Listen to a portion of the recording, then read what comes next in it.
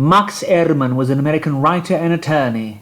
He was born in 1872 in T-Hort, Vigo, Indiana, the son of Maximilian Ehrmann and Margareta Barbara Lutz. Between 1890 and 1894 he attended DePaul University in Greencastle, Indiana. He then studied philosophy and law at Harvard University. He worked as an attorney and in the family's meatpacking and overalls manufacturing business before retiring to write at the age of 40.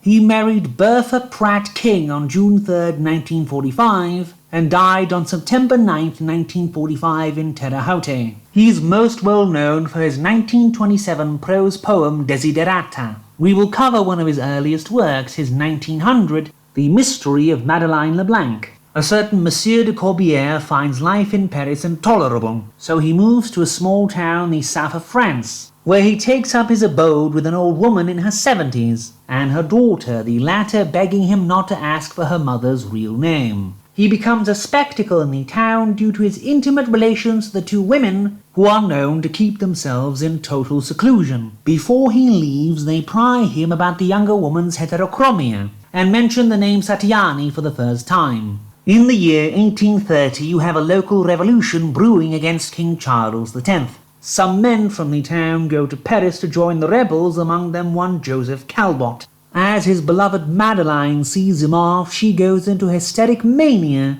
screaming that they must kill the king for the people, before falling unconscious in front of Dr. Satyani.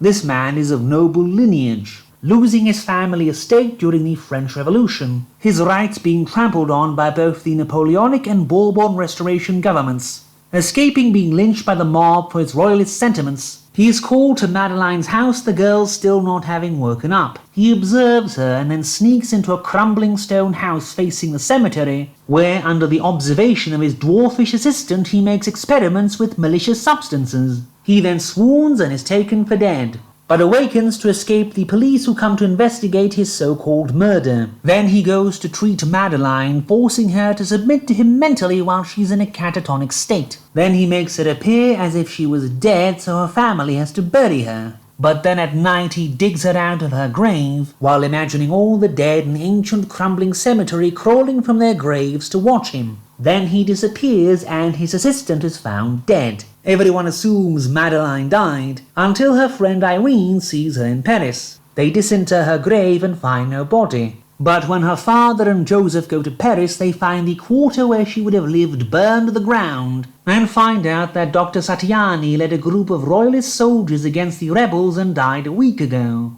Yes, the antagonist just dies off screen, and was in fact not seen for maybe a third of the book. Joseph never finds Madeline and goes and marries Irene instead. Then years later, the strange woman and her daughter come to the town bearing a deed for the doctor's crumbling stone house, the younger woman having the same heterochromic condition as Dr. Satyani. The chief problem is this feels more like an outline than a full story. Barely 100 pages, there is no development to basically anything, though there are a few notable scenes, especially the grave robbing one.